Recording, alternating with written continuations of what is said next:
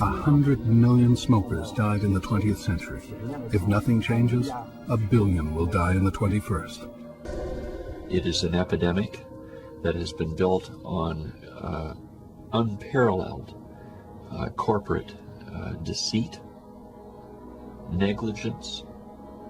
I believe it's criminal negligence. Why is cigarette smoking so popular and acceptable despite all the information we have? Did you say I'll feel better smoking, Philip Morris? Yes, you'll feel better. And here are the reasons why. In case after case, coughs due to smoking disappear. Parched throat clears up.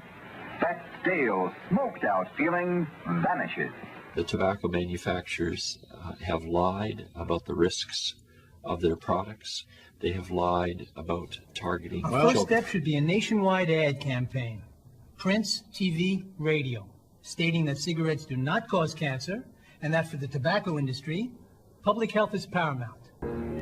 We accept an interest in people's health as a basic responsibility paramount to every other consideration in our business. And that's where we stand today. Tobacco manufacturers went about their business relatively unopposed until the big American trials of the 1990s, when 46 states took joint action against the industry, suing for damages to public health. Executives of the 7 largest cigarette companies were called to testify. Let me ask you first, and I'd like to just go down the row, whether each of you believe that nicotine is not addictive. I believe nicotine is not addictive, yes. Mr. Johnston. Congressman, cigarettes and nicotine clearly do not meet the classic definitions of addiction. There is no intoxication. We'll take that as a no, and again, time is short. I believe nicotine is not addictive. I believe that nicotine is not addictive. I believe that nicotine is not addictive. Nicotine is addictive. We are in the business of selling an addictive drug. Well, let's keep things in focus. Who's our enemy? It's not the public. It's not the politicians. It's the medical profession. Scientists. Whatever they come up with, whatever they tell the public, we have to create new scientific data to refute it, or at least discount it. So we need more research. We've got all the scientific. That's right, sir. We're talking about investing in tobacco-friendly health experts, our own independent scientists who can write articles, such as The Truth About Cigarettes. Cigarette smoking is the most significant public health problem facing our people.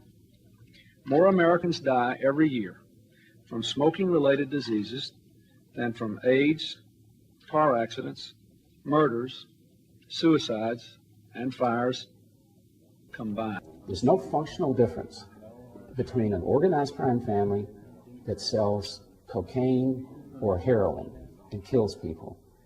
They're racketeers. And a cigarette industry that sells a product which, used as directed, kills. We're here to do business, not to question the product we're selling.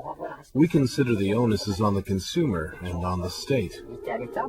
Manufacturers are entirely focused on grabbing and holding on to the youngest consumer possible. Because after the age of 25, people rarely change brands.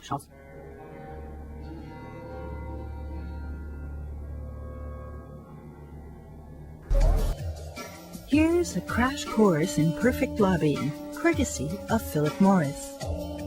Order tightly targeted surveys, contact politicians through strategic contributions to their political parties, then communicate with the voters through phony smokers associations, and woo the media by cozying up to key journalists.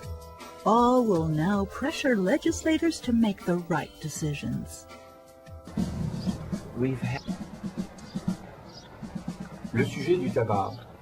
Tobacco and its health implications concern every country in the world. Accordingly, the World Health Organization was asked to give a worldwide response to this pandemic.